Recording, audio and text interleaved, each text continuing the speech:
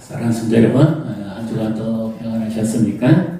우리의 삶은 전쟁터와 같이 참 많이 고단하셨을 겁니다. 또 특히 이 가운데서 아이를 가르치는 분, 또 어른을 모시는 분, 정말 하루 살기가 버겁고 힘들 겁니다.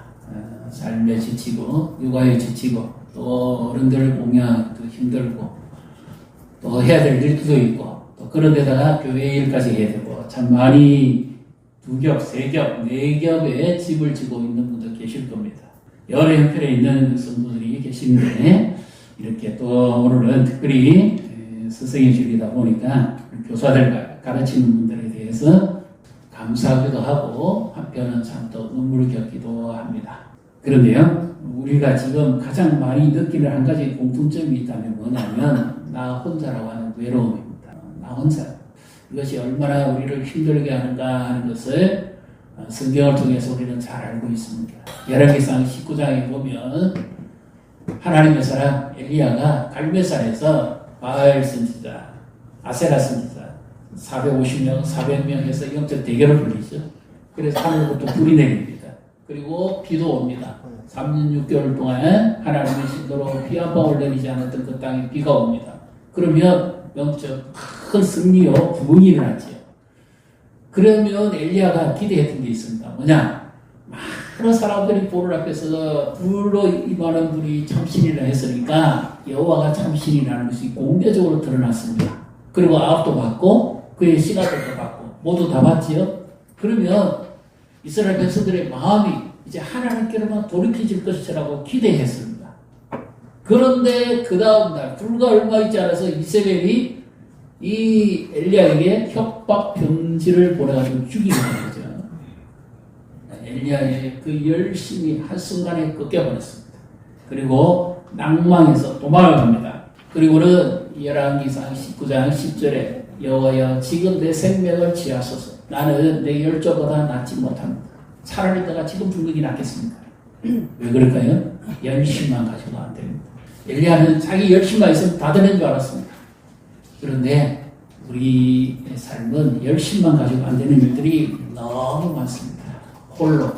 나 홀로. 그래서 이 엘리야가 기도한 것 잘 보십시오. 내가 여호와께 열심히 특심이었고 오직 나만 그들 그 표현을 사용합니다. 탈지로 지치고 피곤한 사람의 특징이 뭐냐? 이 단어를 계속 반복합니다. 왜 나만? 왜 나에게? 왜 나만 이렇게 희생해야 되고? 왜 나만 힘들어야 되고? 왜 나만? 나 혼자라고 하는 단어를 계속 반복합니다. 여러분 입에서는 마음에서는 어떤 단어가 나옵니까? 바로 탈진의 증거입니다. 하나님이 열심을 모르시는 바가 아니지만 그러나 나만입니다. 그래서 엘리야가 쓰러져 버립니다. 그런데요, 하나님은 성경에 보면 엘리야가 생각하지 못하는 말씀을 하십니다. 아니야, 너 혼자 아니야. 놀라운 말씀을 하십니다. 너를 위해서 더 많은 사람이 준비가 되어 있어. 너 눈에 보기에는 그것이 다른 줄 알지. 아까 그 교회도 보셨죠? 제주도는 그 동쪽이 우상이 굉장히 심합니다. 특히 그쪽은 우상이 정말 심합니다. 더군다나 뱀을 숭배하는 지역입니다.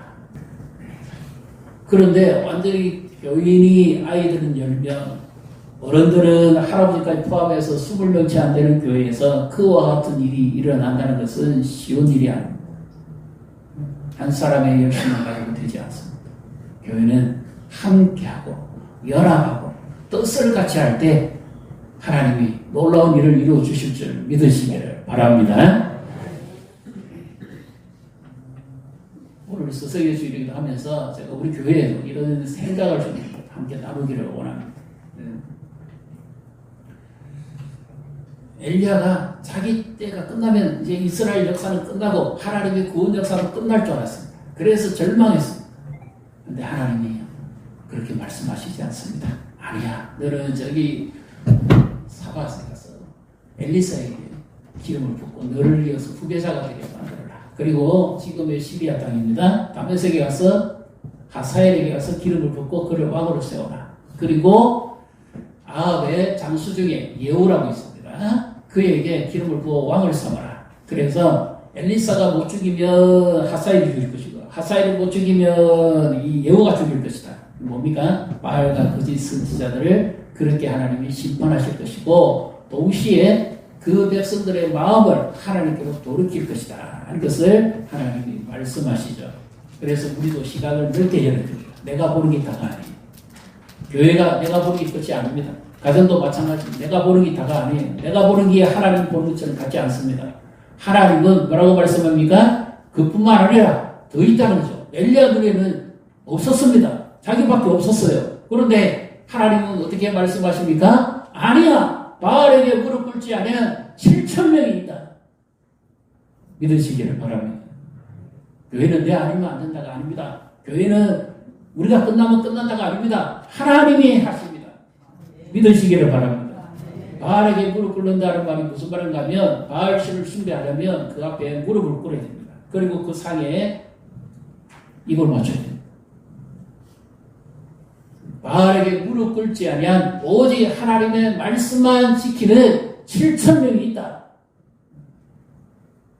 그래서 오늘 우리에게도 이와 같은 시각으로 하나님이 말씀하십니다.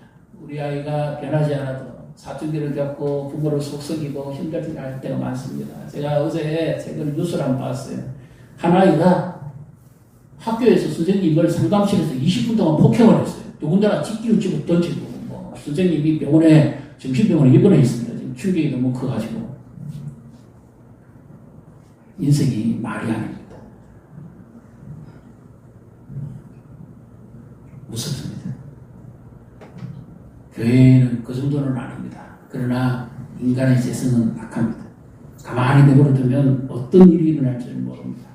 그래서 우리에게도 늘 하나님의 은혜 안에서 살아가는 것이 얼마나 중요한지 우리 아이들이 다음 세대가 우리 청년들이 학생들이 우리 성도들이 은혜 안에서 살아간다는 것이 얼마나 귀한 축복인지 우리가 경험하면서 살아가고 있습니다.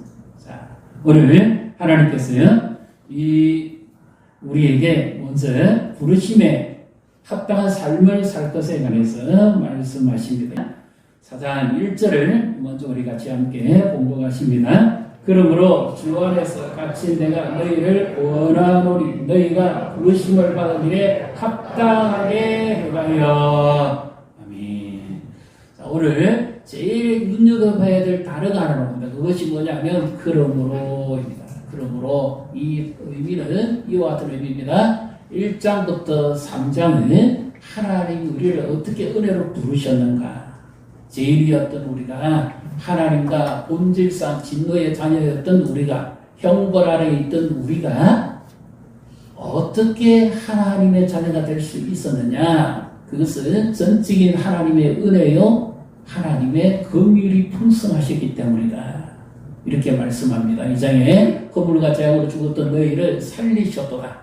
그렇게 했던 이유는 긍휼이 풍성하신 하나님이 너희에게 은혜를 베풀어 주셨기 때문입니다. 믿으시기를 바랍니다. 그래서 하나님이 우리를 이렇게 은혜로 부르셨다.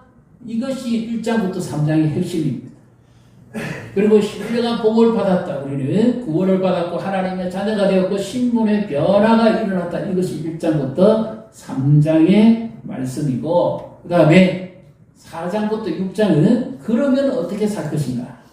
구원받은 자로서 어떻게 살 것인가? 이것을 합당하게 행하라 이렇게 표현하죠. 합당하게.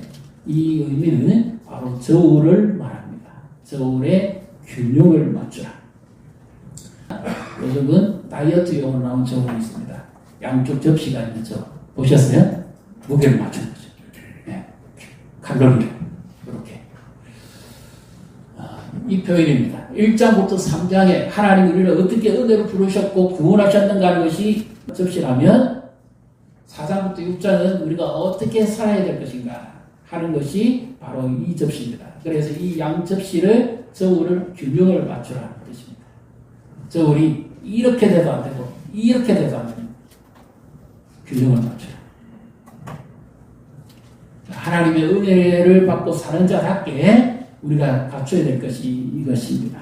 교회 일도 바쁘고 해야 될 일도 많은데 중요한 것은 부름받은 자의 합당한 삶을 갖추는 겁니다. 그래서 매일매일 우리는 어떤 삶을 살아가고 있는가 경건의 삶을 우리가 돌아봐야 됩니다. 이것이 우리가 성도로 부름받았고 교사로 부름받았고 또 교회에 따라서는요 이 사역의 중요성을 강조하기 위해서 평신도 사역자를 또 스승의 날에 격려하기도 합니다. 그 다음에 또 목자들이 있죠. 목장에서 말씀을 가르치고 수고하시는 분들, 목자들을 이 스승의 날에 또 축복하는 그런 교회들도 있습니다. 핵심은 뭡니까? 전부 다 말씀과 관련된 사역입니다. 그래서 사람을 상대로 하는 일은 내 열심만 가지고 되는 것이 아닙니다.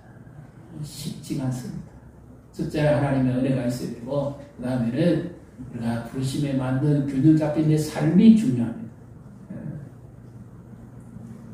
주일 예배만 열심히 되어서는 안 되고요. 우리가 어떻게 살 것인가, 그리스도인으로서 어떻게 살 것인가 하는 이것이 정말 중요한데 그 삶의 성품을 우리가 본받기를 원하는 것이 오늘 하나님 우리에게 하시는 말씀입니다. 자, 2절, 3절을 같이 읽습니다. 모든 겸손과 온유로 하고 오래 참음으로 사랑과 뜻으로 용납하고 평안을 매는 줄로 성령이 하나 되게 하신 것을 힘써 지키라.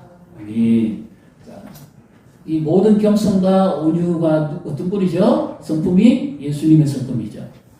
그렇죠? 스승 되신 예수님이 제자들을 향해서 얼마나 오래 참고 기다렸습니까? 자기를 부인하고 배신하고 도망가는 그들을 향해서 한 번 사랑하시되 처음 사랑 끝까지 사랑하신다고.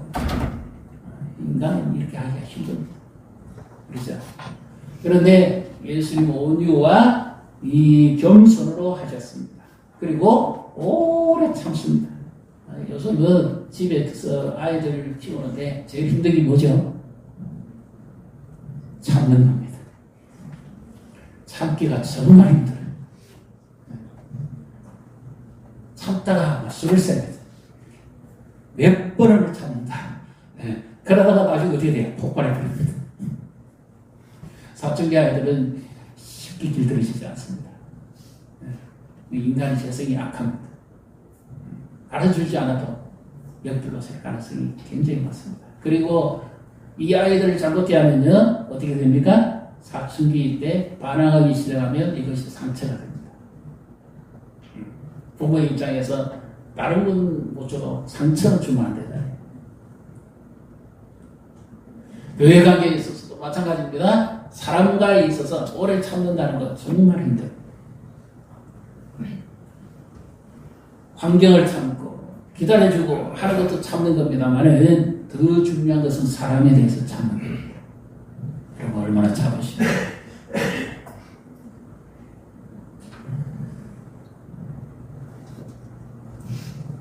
그래서 이것이 우리 힘으로 되지가 않습니다. 하나님 주신 힘을 입어야만 우리가 인내할 수 있고 기다릴 수가 있습니다. 예수님의 성품은 우리 힘으로 안 됩니다. 성령이 주시는 힘이 아닌 것은 도무지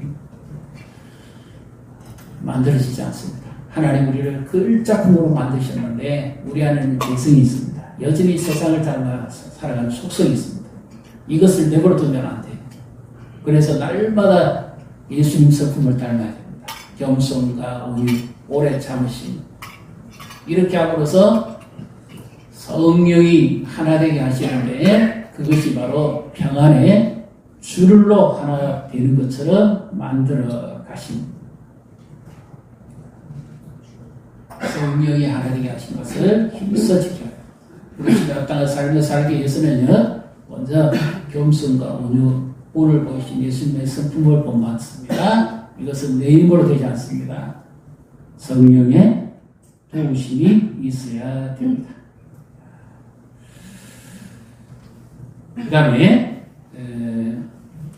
4절부터 6절까지 말씀을 우리 함께 같이 읽습니다. 몸이 하나요 성령도 한 분이시니 이와 같이 너희가 부르심의 소망 안에서 부르심을 받았느니라. 주도 한 분이시요 믿음도 하나요 세례도 하나요 하나님도 한 분이시니 곧 만유의 아버지시라. 만유 위에 계시고 만유를 통일하시고 만유 가운데 계시도다. 아멘. 자, 4절부터 6절에 나오는 말씀 중에 강조, 반복, 계속 반복되어지는 단어 하나가 나옵니다. 어떤 단어가 제일 많이 나오죠? 예, 한입니다. 하나. 왜 이렇게 표현하셨는가 하면 하나님은 한 분이시죠. 하나님은 몇 분이 있다는 그 의미를 이야기함이 아니고 삼위일체로 계신 하나님은 한 분이신데 이 모든 특징이 뭔가 하면 연합과 일치입니다. 그래서 하나님. 우리는 하나님의 은혜로 부름을 받았고 예수 그리스도가 십자가에서 피 흘려 죽으심으로 우리를 구원했고 성령이 우리 안에 내주하심으로 예수님을 닮아가는 그리스도인이 된 줄 믿으시기를 바랍니다. 그래서 삼위일체의 특징은요, 온전한 연합과 일치입니다. 그래서 이게 한이라는 것이 전부 숫자 하나를 말하는 게 아니고 연합과 일치를 보여주는 것을 강조하기 위해서 보여준 말씀입니다.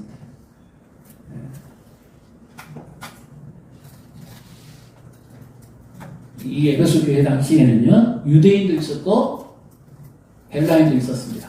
그래서 벽이 많아요. 차별이 많아요.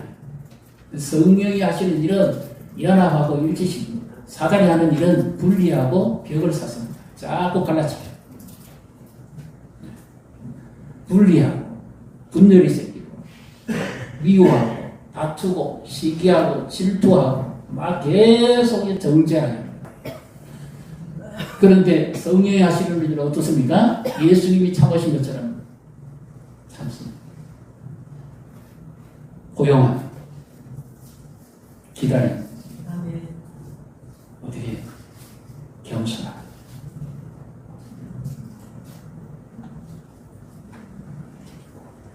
이것이 성령이 하시는 사역입니다. 그래서 우리는 한 분 하나님을 섬기고 한 주님을 예배하고 한 성령 안에서 한 가족이 됐고 한 자녀가 됐고 한 공동체가 되었습니다. 교회 일은 혼자 하지 못합니다. 내 열심만 가지고 하면 안 돼요. 곧 쓰러집니다. 엘리야 보십시오. 열심이 없었습니까? 열심이 대단했습니다. 특심이 대단했습니다. 그런데 쓰러졌습니다. 왜 그렇죠? 내 힘만 의지했기 때문에. 하나님 주신 힘을 의지하지 않았습니다. 우리가 은혜로 살아간다는 것은 성령께 이끌려 살아가는 삶입니다. 그래서 우리에게는 하나님께서 교회를 섬기라고 제가 주신 직분이 있어요. 그리고 하나님이 교회를 세워가는 방편으로 말씀을 주셨습니다. 말씀을 통해서 교회를 세워가고 또 직분을 통해서 교회를 세워가도록 하나님이 은혜를 베풀어 주셨습니다. 에베소서 4장 11절 12절 우리 같이 읽습니다. 그가 어떤 사람은 사도로 어떤 사람은 선지자로 어떤 사람은 복음 전하는 자로 어떤 사람은 목사와 교사로 삼으셨으니 이는 성도를 온전하게 하여 봉사일을 하게 하며 그리스도의 몸을 세우려 하심이라. 아멘. 자, 여기 나오는 사람들은 전부 말씀과 관련된 사역자입니다. 교회에서 복음을 전하고 말씀을 가르치고 목사인 교사 가르치는 자, 교사 교회 앞에서 가르치는 자, 목자 목장에서 가르치는 자, 그 다음에 전도자 복음을 전하는 자. 이 모든 것은 말씀 사역과 관련이 있는 사람입니다. 왜 그렇습니까? 하나님이 우리를 구원하시기 위해서 주신 방편이 성경입니다. 하나님의 말씀이죠. 이는 우리에게 구원을 주시기 위해서 주신 말씀이고 또 이것을 통해서 영생이 있음을 알도록 하기 합니다. 그런데 하나님께서 이 말씀을 가르침을 통해서 우리의 믿음을 세워가고 교회를 세워가시기를 원합니다. 여기 온전하게 한다는 단어의 의미는 예를 들어서 차 사고 나든지 어떻게 잘못해서 골절이 생겼죠. 그러면 수술하잖아요. 그 다음에 깁스하잖아요. 그러고 난 다음에 바로 움직이십니까? 안 되죠. 재활치료해야 됩니다. 계속 물리치료를 받아야 됩니다. 일정 기간 동안 반복해야 됩니다. 그러고 난 다음에 걷든지 뭐 팔을 뻗든지 제 기능으로 할 수 있겠죠. 바로 이와 같은 의미입니다. 사람을 상대로 하는 사역은 단기간에 열매를 맺지 못합니다. 그래서 실망합니다. 대부분 내가 이만큼 수고하고 내가 이만큼 애쓰고 헌신하고 내가 할 거 다 했는데 결과가 빨리 일어나지 않으니까 절망합니다. 교회 사역도 마찬가지죠. 내가 이만큼 봉사했는데 왜 나를 안 알아주냐. 네, 실망합니다.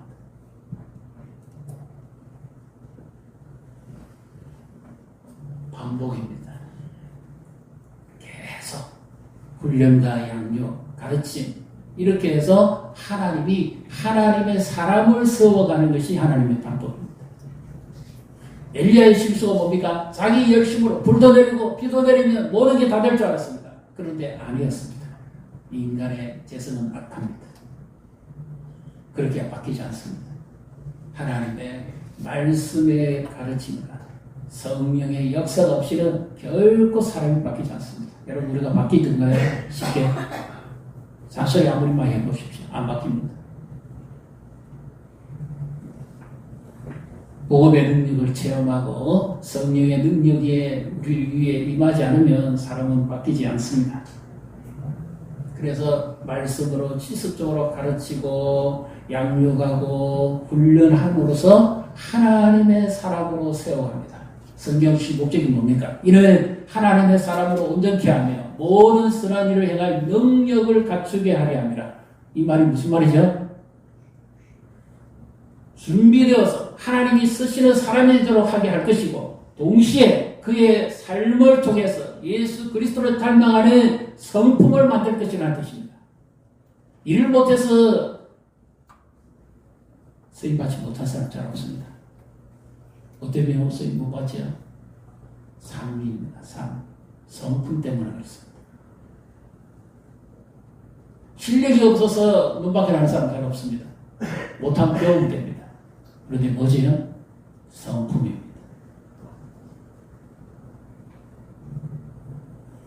하나님이 두 가지를 동시에 보십니다. 은혜 아래 있느냐? 성품. 어떤 삶을 살고 있느냐? 균형을 잡아야 됩니다. 우리의 삶 속에서 예수 그리스도가 보여질 때, 아, 저 사람이 믿는 예수는 진짜다. 요즘은요, 예수 안 믿는 사람들도 한 가지를 기대합니다. 뭘 기대하는가 하면 저 사람이 진짜인지 가짜인지 그걸 구분합니다. 무엇을 알 수 있을까요? 그의 삶입니다.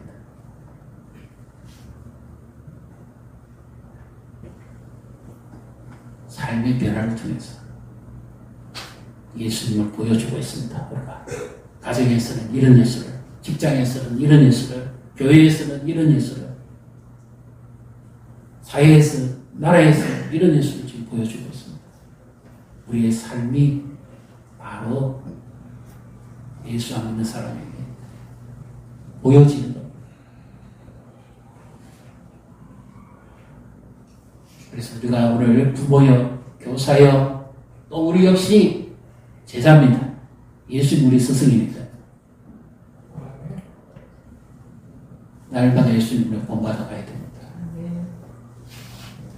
그러기 위해서 겸손을 필요합니다. 그러기 위해서 참아야 됩니다. 내 힘으로 안 돼요. 성령이 주십니다. 교회 사역은 내 힘만 가지고 안 됩니다. 연합입니다. 이 삼위일체 하나님께서 완전한 연합을 이룹니다. 세상 어느 누구도 할 수 없는 연합입니다. 사랑의 완전한 연합입니다. 세상을 이루지 못해요. 이기적인 사랑을 합니다. 자기중심적인 사랑을 합니다. 그러나 하나님은, 삼위일체 하나님은 완전한 연합과 일체를 이루어갑니다. 교회 사역도 마찬가지입니다. 이런 하나님의 은혜 속에서 우리가 예수님을 믿고 성령의 능력을 의지하고 살아간다는 사실을 믿으시기를 바랍니다. 성령의 은사에 대해서 제가 말씀드리고 싶어요. 은사는 능력입니다. 그런데 은사가 있으면 이 사람 특징이 뭔지 압니다. 죄를 잘 지적합니다. 그 때문에 상처를 참 많이 받았습니다. 그런 사람들 가까이 하다가 제가 참 많이 실망했습니다. 그것만 있어서는 안 되죠. 뭡니까? 삶이 있어야죠. 예수님 닮은 성품이 있어야죠. 그래야 사람을 품죠.